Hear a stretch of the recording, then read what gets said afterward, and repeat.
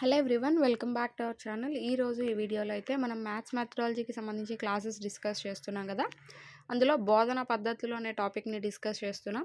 నిన్న వీడియోలో మనం ఆగమన నిగమన పద్ధతుల గురించి డిస్కస్ చేసాం. ఈరోజు దాంతో చాలా దగ్గర సంబంధం ఉన్న విశ్లేషణ సంశ్లేషణ పద్ధతుల గురించి అయితే డిస్కస్ చేద్దాం.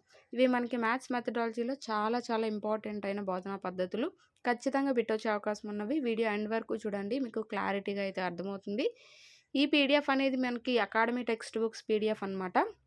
ఇది మీకు కావాలి అనుకుంటే డిస్క్రిప్షన్లో లింక్ ఇస్తాను. సో అక్కడ జాయిన్ అయినట్టయితే యాప్లో వెళ్ళినట్టయితే ప్లే స్టోర్ నుంచి డౌన్లోడ్ చేసుకోండి. సో చేసుకున్నట్టయితే మీకు అక్కడ ఫ్రీ మెటీరియల్లో టెక్స్ట్ బుక్స్, ఈ యొక్క పీడిఎఫ్ మెథడ్ బుక్ పీడిఎఫ్ అన్నీ కూడా అక్కడ అవైలబుల్గా ఉంటాయి. మీరు అయితే ఇంకా మిస్ కాకుండా అయితే చదువుకోవచ్చు. సో మీరు ఎవరైనా ఛానల్ ఫస్ట్ టైం చూసినట్టయితే సబ్స్క్రైబ్ చేసుకోండి, పక్కన ఉన్న బెల్ ఐకాన్ని ట్యాప్ చేయండి. దీని ద్వారా నేనే లేటెస్ట్ వీడియో అప్లోడ్ చేసినా అది మీ వరకు వస్తుంది. మీరు ఏ వీడియో కూడా మిస్ కాకుండా అయితే చూసేయచ్చు. ఇంకా లేట్ చేయకుండా స్టార్ట్ చేసేద్దాం. విశ్లేషణ సంశ్లేషణ పద్ధతులు. అయితే విశ్లేషణ అంటే ఏంటంటే సింపుల్గా చెప్పుకోవాలి అనుకుంటే విడదీయడం. సంశ్లేషణ అంటే కలపడం అన్నట్టు. సో ఇక్కడ విశ్లేషణ అనేది కనుక చూసుకుంటే విడదీయడం అనమాట. అంటే పిల్లవాడికి ఏదైనా ఒక విషయాన్ని పూర్తి అంశాన్ని నుంచి చిన్న చిన్న భాగాలుగా విడదీసి చెప్పడాన్ని విశ్లేషణ పద్ధతి యొక్క ముఖ్య థీమ్గా మనం చెప్పుకుంటూ ఉంటాం. అయితే ఇక్కడ ఒక ఎగ్జాంపుల్ ఇచ్చాడు, దాన్ని బట్టి చూద్దాం. సో ఇక్కడ ఇద్దరు ఉపాధ్యాయులు ఉన్నారు. ఇద్దరు ఉపాధ్యాయులు కూడా రెండు వేరు పద్ధతుల్లో పిల్లలకి టీచ్ చేస్తున్నారనమాట. సో ఇక్కడ ఒక సమస్య అనేది ఉన్నది. చతురస్రాకార ఇంటి స్థలం భుజం కొలత అనేది ఇచ్చాడు. దాని చుట్టూ ఇలా ఫెన్సింగ్ వేయడానికి ఇలా చతురస్రం ఉంది కదా. సో దాని చుట్టూ ఇలా ఫెన్సింగ్ వేయడానికి 1 మీటర్కి 25 రూపాయల చొప్పున ఎంత ఖర్చు అవుతుంది అని అడిగారు. సో ఆ సమస్యని పిల్లలకి చెప్పడానికి ఇక్కడ 2 టీచర్స్ 2 పద్ధతుల్ని యూజ్ చేశారు. సో ఫస్ట్ ఉపాధ్యాయుడు ఏం చేశాడు, ఆ యొక్క సమస్య అనేది అందరికీ అర్థమయ్యే విధంగా గట్టిగా చదువుతూ సో బ్లాక్ బోర్డ్ మీద ఒక సోపానాల ప్రకారం అంటే ఇంటి స్థలం ఎంత ఇచ్చాడు, భుజం కొలత ఎంత ఇచ్చాడు, సో ఆ చుట్టుకొలత అనేది మనం కనుక్కోవాలి. సో చుట్టుకొలత వచ్చినప్పుడు 1 మీటర్కి 25 రూపాయలు అయితే మొత్తం 60 మీటర్లకి ఎంత అవుతుంది, ఈ విధంగా అవుతుంది అని ఒక స్టెప్ వైజ్గా పిల్లలకి అర్థమయ్యేలాగా వేశాడు. సో ఇది కూడా పిల్లలకి అర్థమయ్యే బోధనా పద్ధతే. సో ఇక్కడ ఏంటి, ఇచ్చిన వాటి నుంచి అంటే మనకి 15 మీటర్లు అవి ఇచ్చాడు. సమ్లో ఇచ్చిన ఏదైతే తెలిసిన దాని నుంచి తెలియనిది ఏంటి మనల్ని కనుక్కోమన్నాడు. సో మొత్తం ఎంత అవుతుంది అని. సో అలా తెలిసిన దాని నుంచి తెలియని దాన్ని కనుక్కోవడం, ఫైండ్ అవుట్ చేయడం అనేది జరిగింది. ఇక్కడ రెండో ఉపాధ్యాయుడు ఏం చేశాడు అంటే ఆ సమస్యని గట్టిగా చదువుతూ పిల్లల్ని మెల్లగా చదువుకోమంటూ సో అందులో దత్తాంశం ఏది, సారాంశం ఏది అంటే వాడు ఏమిచ్చాడు, సో మనం ఏం కనుక్కోవాలి. దత్తాంశం అనేది ఏంటి, వాడు ఏమిచ్చాడు, ఇప్పుడు భుజం కొలత 15 మీటర్లని ఇచ్చాడు. సో అది దత్తాంశం అవుతుంది. సారాంశం అంటే ఏంటి, మొత్తం చుట్టూ ఫెన్స్ వేయడానికి ఎంత ఖర్చు అవుతుంది అని ఒక క్వశ్చన్ మార్క్లో ఉంటుంది కదా, అది సారాంశం. సో ఇక్కడ మనకి దత్తాంశం అంటే ఏంటి, సారాంశం అంటే ఏంటంటే మనకి క్వశ్చన్లో ఏమి ఇచ్చాడు, మనం ఏం కనుక్కోవాలి, ఇలా పిల్లల చేత ఆ ప్రశ్నలు అనేవి వేస్తూ సమస్యలో మనం ఏం కనుక్కోవాలి అనే దగ్గర నుంచి స్టార్ట్ చేస్తాడు. అంటే ఇక్కడ దేని నుంచి స్టార్ట్ అవుతుంది, సారాంశం నుంచి స్టార్ట్ అవుతుంది అనమాట. ఫస్ట్ ఉపాధ్యాయుడు ఎక్కడి నుంచి, దత్తాంశం నుంచి స్టార్ట్ చేశాడు. అంటే మనకి ఏమి ఇచ్చాడు, మనం ఏం చేయాలి, ఎలా కనుక్కోవాలి అనేది ఇచ్చిన దాన్ని బట్టి సో దత్తాంశం నుంచి స్టార్ట్ చేశాడు. రెండో ఉపాధ్యాయుడు ఏంటి, సారాంశం నుంచి స్టార్ట్ చేశాడు అనమాట. అసలు మనం ఏం కనుక్కోవాలి, అలా కనుక్కోవాలంటే మనం ఏం చేయాలి, మనకి ఏమి ఇచ్చాడు, మనం చుట్టుకొలత రావాలి అంటే ఏది దేంతో గుణించాలి, ఇలా ఏంటంటే సమస్యని చిన్న చిన్న భాగాలుగా విడదీస్తూ పిల్లలకి అర్థమయ్యే విధంగా వాళ్ళకి అర్థమయ్యే రీతిలో వాళ్ళ చేతే చెప్పించడం అనేది ఈ రెండో ఉపాధ్యాయుడు చేస్తూ ఉన్నాడు. అయితే ఇక్కడ పిల్లల్లో అంటే ఎక్కువగా పిల్లలకి అవకాశం ఇచ్చి పిల్లలు ఆలోచింపచేసే విధంగా ఉన్న పద్ధతి ఏది అని మనం చెప్పుకోవచ్చు. ఎవరు ఉపయోగించారు, రెండో ఉపాధ్యాయుడు ఉపయోగించారు. ఎందుకంటే వాళ్ళని అడుగుతూ సో ఇప్పుడు ఏం చేయాలి, మనకి ఆ చుట్టుకొలత రావాలంటే ఏం చేయాలి, ఇలా పిల్లల్ని అడుగుతుంటే వాళ్ళు ఆలోచిస్తారనమాట. ఇలా చేస్తే వస్తుంది, ఇది ఇంటూ చేస్తే వస్తుంది, గుణకారం చేస్తే వస్తుంది, ఇలా వాళ్ళు ఆలోచిస్తూ వచ్చారు. అయితే ఫస్ట్ ఉపాధ్యాయుడు చేసిన దాంట్లో పిల్లల పాత్ర ఏమైనా ఉందా, లేదు, కేవలం ఉపాధ్యాయుడే సో ఈ స్టెప్ తర్వాత ఈ స్టెప్ వస్తుంది, ఇలా చేయాలని ఉపాధ్యాయుడు చెప్పడం జరిగింది. అయితే ఇక్కడ 2 బోధనా ప్రక్రియలు కూడా మంచివే. ఫస్ట్ ఉపాధ్యాయుడు చెప్పింది కూడా ఏంటి, నల్లబెల్లపైన చక్కగా సోపానాల ప్రకారం చేశాడు. సో అది పిల్లలకి అర్థమైంది, బాగానే ఉంది. అక్కడ బోధనా లక్ష్యం అనేది నెరవేరింది. కాకపోతే అక్కడేంటి పిల్లల్లో ఎలాంటి ఆలోచనలు రేకెత్తించే విధంగా కానీ, పిల్లలు ఆలోచింపచేసే విధంగా గానీ లేదు. సో, అలా లేకుండా ఇచ్చిన దత్తాంశం నుంచి సారాంశం వైపు వెళ్తూ ఉపాధ్యాయుడు వాళ్ళకి సోపానాల ప్రకారం చెప్పడం జరిగింది. సో, అది సంశ్లేషణ పద్ధతికి ఒక ఉదాహరణగా మనం చెప్పుకోవచ్చు. సెకండ్ ఉపాధ్యాయుడు ప్రతిదాన్ని కూడా విడదీసి పిల్లలకి చెప్పి, పిల్లల చేత ఆలోచింపచేసే విధంగా ఉంది కాబట్టి, ఆ యొక్క పద్ధతిని విశ్లేషణ పద్ధతికి ఒక ఎగ్జాంపుల్‌గా చెప్పుకోవచ్చు. సో, ఇక్కడ మొత్తంగా రెండింటికి సంబంధించి క్లియర్ కట్‌గా అయితే తెలుసుకుందాం.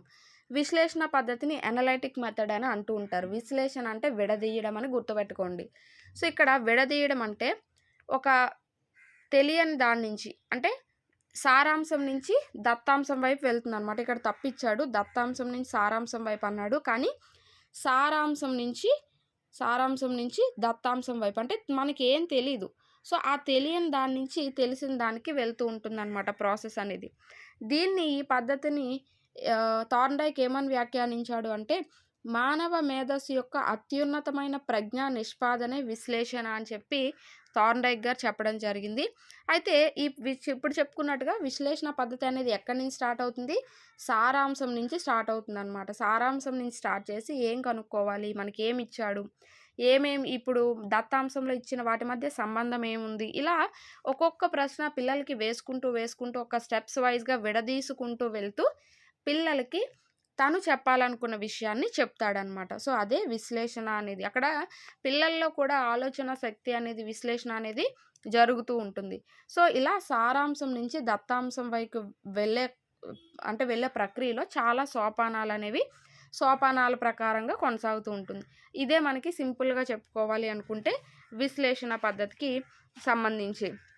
అయితే ఇక్కడ చూసుకుంటే సో, ఆ విధంగా సారాంశం నుంచి దత్తాంశానికి సాగుతుంది. ఇప్పుడు ఒక చిన్న ఎగ్జాంపుల్ ఇక్కడ ఇచ్చాడు. ఏమనంటే ఇప్పుడు ఒక టీవీ అనేది రిపేర్ వచ్చింది.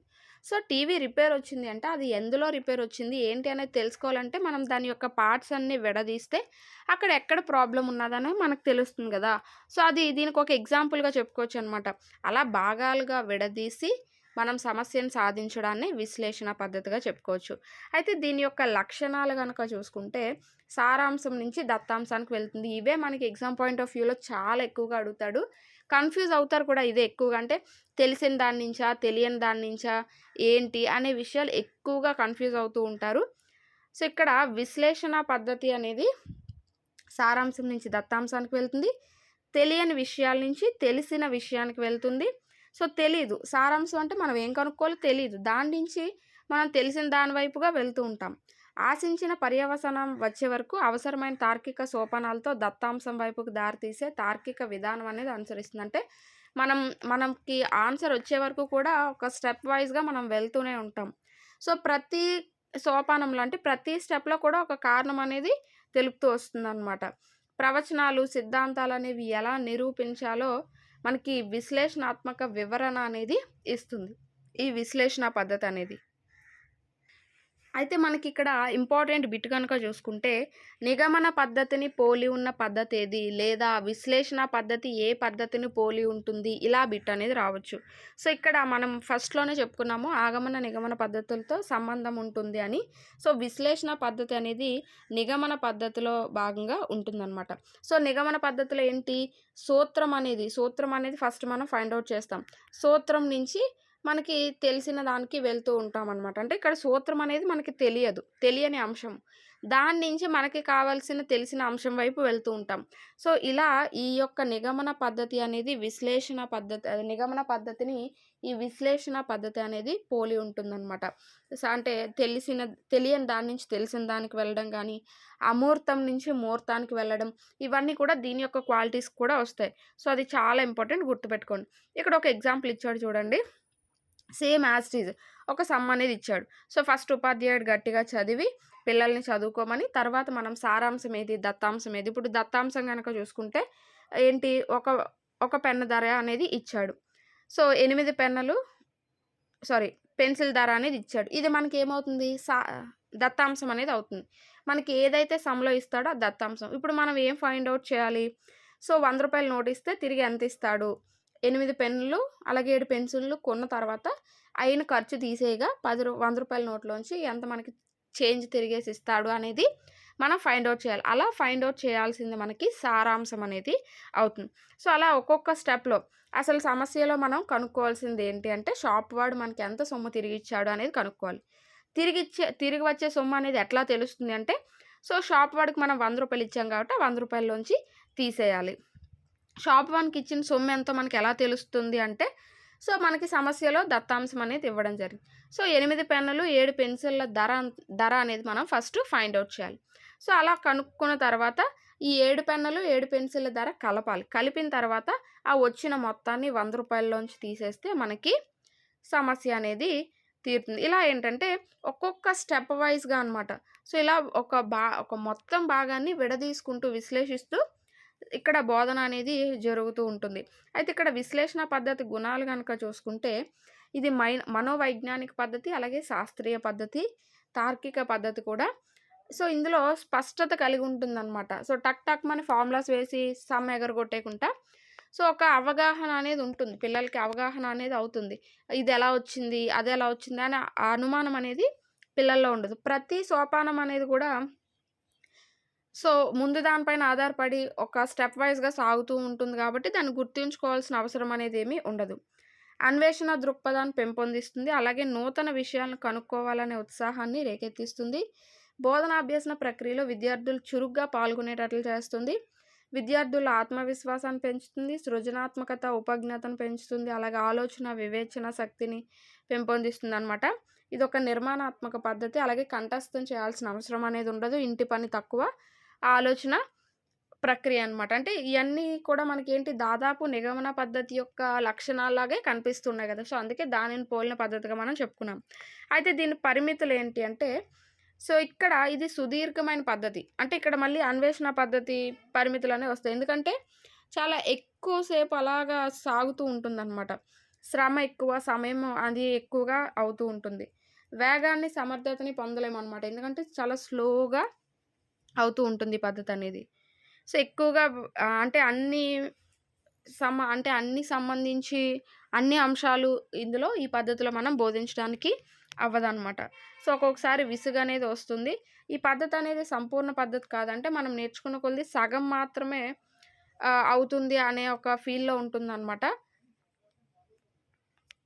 సో, ఇక్కడ యంగ్ ఏమని వివరించారంటే, విశ్లేషణ అనే దాన్ని గడ్డివాము నుంచి సూది బయలుపడుతుంది. గణితం నేర్చుకోవడానికి విశ్లేషణ పద్ధతి శ్రేష్టమైనది అని చెప్పారు. గడ్డివాము నుంచి సూది బయలుపడుతుంది అనేది ఏ బోధనా పద్ధతికి సంబంధించింది అని కూడా బిట్ అనేది వచ్చే అవకాశం ఉంటుంది. అంటే సో, గడ్డివాము నుంచి సూది బయటికి రావడం అంటే మొత్తం నుంచి చిన్న చిన్న భాగాలుగా చేసి సో, దాని నుంచి లాస్ట్‌లో ఏదో ఒకటి వస్తుందనమాట. అంటే ఒక అవుట్‌పుట్ అనేది వస్తుంది అలా. సో, అలా ఎవరు వివరించారు? యంగ్ వివరించారనమాట. బట్లర్, రెన్‌లో ఏ విధంగా చెప్పారు అంటే, విశ్లేషణ పద్ధతి అనేది విశ్లేషణ, సంశ్లేషణ పద్ధతి యొక్క సంక్షిప్త రూపమని ఈ బట్లర్, రెన్ అనే అతను చెప్పడం జరిగిందనమాట. ఇవే మనకి చాలా చాలా ఇంపార్టెంట్. సో, ఇప్పుడు మనం చూసాం కదా! ఈ లక్షణాలు అవి అందరూ చదువుకుంటూ వెళ్తారు. ఇంక అయిపోయింది కదా! లాస్ట్‌లో 2 లైన్స్ ఏముందిలే అనుకుంటారు. ఇలాంటి వాటి నుంచే బిట్ వచ్చే అవకాశం ఉంటుంది. సో, విశ్లేషణ, సంశ్లేషణ పద్ధతి యొక్క సంక్షిప్త రూపం అని ఎవరు చెప్పారు అంటే బట్లర్, రెన్ అనే అతను చెప్పడం జరిగింది. సో, అది మనకి మొత్తంగా ఈ యొక్క విశ్లేషణ పద్ధతికి సంబంధించి. సో, నెక్స్ట్ వచ్చేసి మనకి సంశ్లేషణ పద్ధతి. దీన్నే సింథటిక్ మెథడ్ అని కూడా అంటారు. సంశ్లేషణ అనేది విశ్లేషణకు పూరకం అనమాట. అంటే మనకి ఎలా అయితే ఆగమన, నిగమన అనేది ఒకదానిపైన ఒకటి ఆధారపడి ఉంటాయో, అలాగే ఇవి కూడా అనమాట. విశ్లేషణ, సంశ్లేషణ పద్ధతులు అనేవి కూడా యాజ్ ఇట్ ఈజ్ అలానే ఉంటాయి. సో, ఇక్కడ సంశ్లేషణ అంటే ఏంటంటే విడిగా ఉన్న వాటిని ఏకంగా చేయడం. సో, విశ్లేషణ అంటే విడదీయడం. సంశ్లేషణ అంటే ఏకం చేయడం. సో, ఇలా మనకి ఏంటి అంటే గణితంలో మనం ఏవైతే నేర్చుకున్న సూత్రాలు, విషయాలు ఇవన్నీ ఉంటాయో వాటన్నింటిని కలిపి సో, వాటి ఆధారంగా సమస్యను సాధించడాన్నే మనం సంశ్లేషణ అని అంటూ ఉంటామన్నమాట. సో, ఇలా మనకి తెలియని సత్యాన్ని గ్రహించడం అనేది ఇక్కడ జరుగుతూ ఉంటుంది. అయితే సంశ్లేషణ పద్ధతి అనేది విశ్లేషణ పద్ధతికి పూర్తిగా క్వైట్ ఆపోజిట్ అని చెప్పుకోవచ్చు. సో, మనము అక్కడ సారాంశం నుంచి దత్తాంశానికి వెళ్తుంది అని చెప్పుకున్నాం విశ్లేషణ పద్ధతిలో. కానీ ఇక్కడ సమస్య సాధన అనేది ఎలా వెళ్తుందంటే దత్తాంశం నుంచి సారాంశానికి వెళ్తుంది. అంటే మనకి ఏమిచ్చాడు? సో, మనకి ఇచ్చిన దాని నుంచి మనకి ఇవ్వలేని దాన్ని కనుక్కుంటూ ఉంటాం. సో, అలా దత్తాంశం నుంచి సారాంశానికి వెళ్తూ ఉంటుందన్నమాట. ఇక్కడ కూడా మనకి తర్కబద్ధమైన సోపానాల ద్వారా ఈ యొక్క ప్రాసెస్ అనేది జరుగుతూ ఉంటుంది. సో, మనకి అనుకున్న రిజల్ట్ అంటే మనకు కావాల్సిన రిజల్ట్ వచ్చే వరకు కూడా మనం ఒక స్టెప్స్ వైస్‌గా ఇప్పుడు మ్యాథ్స్ ఉన్నదంటే మనకు తెలుసు కదా! సో, మనకేమిచ్చాడు, ఈ తర్వాత ఈ స్టెప్, తర్వాత ఈ స్టెప్ అని స్టెప్స్ వైస్‌గా వెళ్తూ ఉంటాం గదా! అలాగే ఇక్కడ కూడా జరుగుతూ ఉంటుందనమాట. దత్తాంశం నుంచి సారాంశం వరకు వెళ్తూ ఉంటుంది. సో, సాధన, ఆలోచన, వాదన అనేవి వీటిలో ఇంక్లూడ్ అయ్యి ఉంటూ ఉంటాయి. అయితే ఇక్కడ మనకి తెలిసిన విషయాల నుంచి తెలియని విషయాలు కనుక్కునే విధానాన్నే సంశ్లేషణ విధానం అని అంటూ ఉంటారు. అయితే ఇక్కడ మీకు కొన్ని కొన్ని సార్లు డౌట్ రావచ్చనమాట. ఏంటి ఇక్కడ సూత్రాలు అంటున్నారు. సో, సూత్రాలు మొత్తం సంశ్లేషణ చేసి ఒక దగ్గర వచ్చేదే సంశ్లేషణ అని అంటున్నారు అని అనుకోవచ్చు. కానీ ఇక్కడ నేను ఇంతకుముందు నిగమన పద్ధతి అంటే ఆగమన పద్ధతిని పోలి ఉంటుందని చెప్పేది కేవలం ఇలా తెలిసిన విషయాల నుంచి తెలియని విషయాలకి, సో, తెలియని నుంచి తెలిసిన విషయాలకి, మూర్తం నుంచి అమూర్తానికి, అమూర్తం నుంచి మూర్తానికి అనే క్వాలిటీస్‌లో మాత్రమే సో, దాన్ని పోలి ఉంటుందని చెప్పడం జరిగింది. ఇక్కడ తెలిసిన విషయాల నుంచి తెలియని విషయాలకి అన్నాడు. సో, ఆగమన పద్ధతి ద్వారా ఇది అంటే దీని యొక్క లక్షణాలేంటి? ఆగమన పద్ధతిని పోలి ఉన్నట్టుగా మనం చెప్పుకోవచ్చు. అంటే మనకు ఆల్రెడీ తెలిసిన దాని నుంచి తెలియనిది మనం ఫైండ్ ఔట్ చేస్తూ ఉంటాం. అయితే ఇక్కడ చూడండి, టెలివిజన్ రిపేర్‌లో విశ్లేషణ ద్వారా కనుగొన్న పాడైన భాగాన్ని బాగు చేసిన తర్వాత మరలా భాగాలన్నింటినీ కలపాలి. అప్పుడు టీవీ పనిచేస్తుంది. ఇదే సంశ్లేషణ పద్ధతి. అంటే మనం విశ్లేషణ ద్వారా ఎలా అయితే విడగొట్టి ఒక పరిష్కారాన్ని కనుక్కుంటామో మళ్ళీ వాటన్నింటినీ సంశ్లేషిస్తే మాత్రమే మళ్ళీ మనకొక అవుట్‌పుట్ అనేది వస్తుంది. సో, ఇక్కడ టీవీని ఇప్పి రిపేర్ చేసాం, అంతా బానే ఉంది. సో, ఇప్పిన తర్వాత మళ్ళీ వాటన్నింటిని కలిపితేనే కదా టీవీ పనిచేస్తుంది. సో, అదే సంశ్లేషణ పద్ధతిగా ఇక్కడ మనకి చెబుతూ ఉన్నారు. సో, ఇక్కడ వాటి యొక్క లక్షణాలు గనక చూసుకుంటే విశ్లేషణ పద్ధతికి ఆపోజిట్‌గా పనిచేస్తుంది. బోధనా విధానం అనేది దత్తాంశం నుంచి సారాంశానికి అంటే మనకి ఇచ్చిన దాని నుంచి మనం ఏం కనుక్కోవాలి అనే దానికి వెళ్తూ ఉంటుంది. తెలిసిన విషయం నుంచి తెలియని విషయం దిశలో వెళ్తూ ఉంటుందన్నమాట. తెలిసిన విషయం అంటే ఇప్పుడు ఒక పెన్ను ధర రూ. 8 ఇచ్చాడు. 10 పెన్నుల ధర కొనుక్కోమన్నాడు. ఇక్కడ తెలిసిన విషయం ఏంటి? ఒక పెన్ను ధర 8. సో, అదే అలా అనమాట. అలాగే సంశ్లేషణ అంటే వివిధ అంశాలను ఏకం చేయడం ద్వారా నూతన విషయాన్ని లేదా నూతన ఆలోచన అనేది ఉద్భవిస్తుంది అని చెప్తున్నారు. సో, ఇక్కడ ఒక ఎగ్జాంపుల్ అనేది ఇవ్వడం జరిగింది. సో, ఇక్కడ ఒకడు బజార్‌కి వెళ్ళి ఒక పెన్ను రూ. 6కి కొన్నాడట. అలా 8 పెన్నులు. పెన్సిల్ ఒకటి రూ. 4 కొన్నాడట. అలా 7 పెన్సిల్‌లు కొని రూ. 100 నోట్ ఇస్తే అతను తిరిగి ఎంత సొమ్ము ఇస్తాడు అని అడుగుతున్నారు. సో, ఇక్కడ మనము ఇంతకుముందు చూసినట్టుగా ఒక పెద్ద ప్రాసెస్‌లో పిల్లవాడిని ఆలోచనలు రేకెత్తించే విధంగా తన చేత చెప్పించడం ఇంత ప్రాసెస్ ఏముండదు. సో, మనకేమిచ్చాడు? సో, ఇచ్చినవన్నీ ఫస్ట్ రాసుకుంటాం. అంటే ఇక్కడ మనం ఫస్టే చెప్పుకున్నాం గదా! ఏమని దత్తాంశం నుంచి సారాంశానికి వెళ్తుంది. దత్తాంశం మనకేమిచ్చాడు? ఒక పెన్ను వెల ఇచ్చాడు. 8 పెన్నుల వెల ఎంత? 6 × 8. ఒక పెన్సిల్ వెల ఎంత? రూ. 4 ఇచ్చాడు. 7 పెన్సిల్ ధర ఎంత? 4 × 7. సో, మొత్తం వచ్చేసింది. ఇప్పుడు ఈ పెన్సిళ్ళ ధర, పెన్నుల ధర కలిపేస్తాం. సో, 76 అనేది వచ్చింది. మనకేమడిగాడు? షాపు వాడికి రూ. 100 ఇస్తే మళ్ళీ మనకి తిరిగి ఎంతొస్తుందని అడిగాడు. కాబట్టి రూ. 100 నుంచి 76 అనేది తీసేస్తాం. 24. సో, ఫుల్ షార్ట్‌కట్ అనమాట. అంటే షార్ట్‌కట్ అంటే ఇక్కడ షార్ట్‌కట్ కాదు. డైరెక్ట్ అనమాట. ఇచ్చిన దాని నుంచి ఇవ్వలేని దాన్ని మనం ఫైండ్ ఔట్ చేస్తూ ఉంటాం. సో, నెక్స్ట్ సంశ్లేషణ పద్ధతిని గనక చూసుకుంటే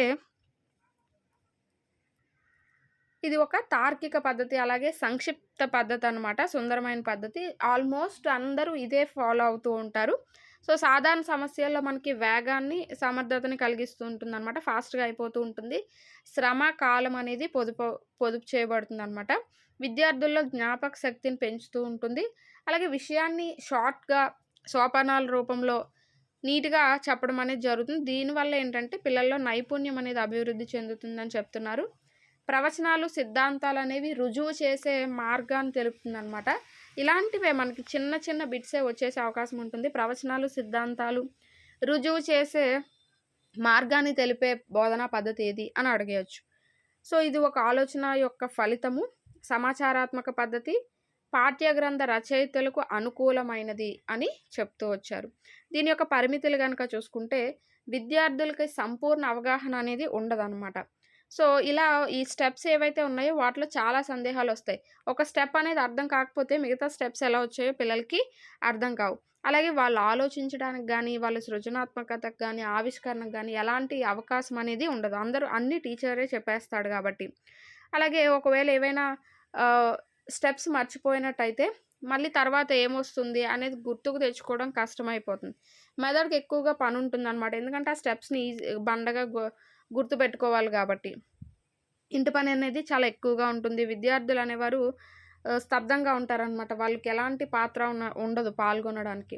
కంఠస్థం చేయడానికి ఎక్కువగా ప్రోత్సహిస్తూ ఉంటుందనమాట. ఫార్ములాస్ గానీ, ఆ స్టెప్స్ గానీ ఎక్కువగా గుర్తుపెట్టుకోవడానికే వాళ్ళు చూస్తూ ఉంటారు. అయితే సంశ్లేషణ పద్ధతిని గడ్డివాములో సూదిని సంశ్లేషణ పద్ధతి గడ్డివాములో సూదిని అన్వేషిస్తుంది అని వ్యాఖ్యానించిన వారెవరు అంటే యంగ్. ఇక్కడ చూసారా 2 కూడా చాలా కన్‌ఫ్యూజ్‌గా ఉన్నాయి. అంటే 2 స్టేట్మెంట్స్ కూడా ఒకేలా ఉన్నాయి. ఏమని? గడ్డివాము నుంచి సూది బయలుపడుతుంది అనంటే అది విశ్లేషణ పద్ధతి. సో, గడ్డివాములో సూదిని అన్వేషిస్తుంది అనేది ఏ పద్ధతి అంటే సంశ్లేషణ పద్ధతి. ఇక్కడ బయలుపడుతుంది, అన్వేషిస్తుంది. ఈ 2 పదాలు చూడండి మారాయి తప్ప మిగతాదంతా సేమ్ టు సేమ్ ఉంది. అన్వేషిస్తుంది అంటే సంశ్లేషణ పద్ధతిగా మనం చెప్పుకోవాలి. బయలుపడుతుంది అంటే అది విశ్లేషణ పద్ధతిగా మనం చెప్పుకోవాలి. ఈ 2 స్టేట్మెంట్స్ ఇచ్చిన వారు ఎవరు అంటే యంగ్ అనమాట. అయితే ఇక్కడ విశ్లేషణ, సంశ్లేషణ పద్ధతుల సమ్మేళనం గనక చూసుకుంటే, మనం ఇంతకుముందు చెప్పుకున్నట్టుగా ఆగమన, నిగమన పద్ధతులు ఎలా అయితే ఒకదానిపైన ఒకటి ఆధారపడి విడదీయరాని సంబంధం కలిగి ఉంటాయో, ఈ విశ్లేషణ, సంశ్లేషణ పద్ధతులు కూడా అలాగే ఒక దానిపైన ఒకటి ఆధారపడి ఉంటాయన్నమాట. ఈ 2 బోధనా పద్ధతులు కలిస్తేనే మనకి ఈ బోధనా కార్యక్రమం అనేది సక్రమంగా జరుగుతూ ఉంటుంది. విశ్లేషణ పద్ధతి అనేది మనకి ఎక్కువగా విషయాన్ని అవగాహన చేసుకోవడానికి, సంశ్లేషణ పద్ధతి అనేది సోపానాల ప్రకారంగా వివరించడానికి ఉపయోగపడుతూ ఉంటాయి. అంటే దేని ఇంపార్టెన్స్ అనేది దానికే ఉంటుంది. ఇక్కడ విశ్లేషణ పద్ధతిలో ఏంటంటే ఆలోచన ప్రక్రియకి ఇంపార్టెన్స్ ఇస్తే, సంశ్లేషణ పద్ధతిలో ఆలోచన ఫలితానికి ఎక్కువ ఇంపార్టెన్స్ అనేది ఉంటుంది. సో, అలా విశ్లేషణ పద్ధతిలో చర్చ, ప్రశ్నలు, ఆలోచన సరళి ఇవన్నీ కూడా జరుగుతూ ఉంటాయి. అయితే సంశ్లేషణ పద్ధతిలో ఏంటంటే సోపానాలు, ఈ సాధన విధానాలు ఇవన్నీ కూడా నియత రూపంలో జరుగుతూ ఉంటాయి. ఈ విశ్లేషణ పద్ధతిలో ఏంటంటే ఈ ఆలోచించడం గానీ, ప్రశ్నించడం గానీ, చర్చలు గానీ ఇవన్నీ కూడా అనియత రూపంలో జరుగుతూ ఉంటాయన్నమాట. సో, ఇలా మనకి చూసుకుంటే విశ్లేషణ పద్ధతి అలాగే సంశ్లేషణ పద్ధతి 2 కూడా నిర్మాణాత్మకమైనవని చెప్పుకోవచ్చు. అంటే ఇక్కడ విశ్లేషణ పద్ధతి అనేది నిర్మాణాత్మకమైనదైతే, సంశ్లేషణ పద్ధతి అనేది సమాచారాత్మకమైనది అని చెప్పుకోవచ్చు అనమాట. సో, ఇలా మనకి విశ్లేషణ పద్ధతిలో ఏంటంటే పిల్లల నుంచి మనం విషయాన్ని రాబడుతూ ఉంటాం. సంశ్లేషణ పద్ధతిలో ఏంటంటే ఒక విధానాన్ని అనుసరించి బోధన ప్రక్రియ అనేది జరుగుతూ ఉంటుంది. సో, అలా మనకి విశ్లేషణ పద్ధతి, సంశ్లేషణ పద్ధతులు రెండిట్లో ఏది లేకపోయినా ఇంకొకటి సంపూర్ణం అవ్వదనమాట. సో, అలా ఏంటి అంటే తరగతి గదిలో ముందు మనం విశ్లేషణ ద్వారా పిల్లలకి నేర్పించి, ఆ తర్వాత సంశ్లేషణ ద్వారా చెప్పాలన్నమాట. సో, అలా చేయడం వల్ల ఏంటి అంటే పిల్లలకి ఒకవైపు అర్థమవుతుంది. రెండో వైపు సింపుల్‌గా ఈజీ స్టెప్స్ ద్వారా ఎలా చేయాలి అనేది కూడా తెలుస్తుందనమాట. అయితే మనకి ప్రతి ఒక్క బోధనా పద్ధతి కొన్ని ఈ ఈ యొక్క పాఠ్యాంశాలకి బోధిస్తే బావుంటుంది అని ఉంటుంది గదా! అలా మనకి విశ్లేషణ, సంశ్లేషణ పద్ధతులనేవి ఎప్పుడు ఉపయోగిస్తే బావుంటుందంటే, ఏ సందర్భాల్లో ఉపయోగిస్తే బావుంటుంది అనేది కూడా ఇక్కడ మనకి ఇవ్వడం జరిగింది. ఎక్కువగా ఏంటి అంటే అంకగణిత పద సమస్యల సాధనలు ఎక్కువగా సమస్యలు ఇప్పుడు మనం పద సమస్యలు ఏవైతే చెప్పుకున్నాం ముందు ఎగ్జాంపుల్స్‌లో అలాంటి వాటికి, జ్యామితికొచ్చేసరికి సిద్ధాంతాలు నిరూపించడానికి గానీ, అలాగే జ్యామితి సమస్యలకి నిర్మాణాలు చేయడానికి, బీజగణితంలో ఉన్న పద సమస్యలు సాధించడానికి స్టెప్స్ వైస్‌గా అలా పనికొస్తుందనమాట. క్షేత్రగణిత సమస్యల సాధనలో గానీ, సాధారణ గణితంలో క్లిష్టమైన సమస్యలు సాధన చేసేటప్పుడు, త్రికోణమితీయ సమస్యల సాధనలో మనకి ఈ విశ్లేషణ, సంశ్లేషణ పద్ధతులనేవి చాలా బాగా ఉపయోగపడుతూ ఉంటాయి. సో, అదే ఇక్కడ మనకి ఇవ్వడం జరిగింది. ఇది మనకి ఈ యొక్క విశ్లేషణ, సంశ్లేషణ పద్ధతుల గురించి మీకు క్లియర్ కట్‌గా అర్థమైందనుకుంటున్నాను. మీ దగ్గర ఏ మెటీరియల్‌లో చూసుకున్నా ఈ యొక్క టాపిక్స్ ఇప్పుడు ఏదైతే నేను చెప్పిన టాపిక్ ఉందో దీని నుంచే ఖచ్చితంగా అక్కడ కూడా మ్యాటర్ అనేది ఉంటుంది. ఎందుకంటే ఏ బుక్స్ తయారు చేసినా అకాడమీ బుక్స్‌ని ఆధారంగా చేసుకొని తయారు చేస్తారు కాబట్టి, ఇక్కడి నుంచి లేని లైన్ ఏది కూడా అక్కడ కొత్తగా మనకి యాడ్ అవ్వదు. అయితే చాలా వరకు ఇప్పుడు బిట్స్ అన్నీ కూడా న్యూ సిలబస్ నుంచి వస్తున్నాయి కాబట్టి, సో, దీన్ని ఇలా ఫాలో అయితే మనకి మంచిదనమాట. హోప్ ఈ వీడియో మీ అందరికీ నచ్చిందనుకుంటున్నాను. ఈ వీడియో గనుక మీకు నచ్చినట్టయితే లైక్ చేయండి, షేర్ చేయండి, సబ్స్క్రైబ్ చేసుకోండి. నెక్స్ట్ వీడియోలో మనం ఇలానే ఈ యొక్క బోధనా పద్ధతుల గురించి అయితే డిస్కస్ చేసుకుంటూ వెళ్దాం. Thanks for watching.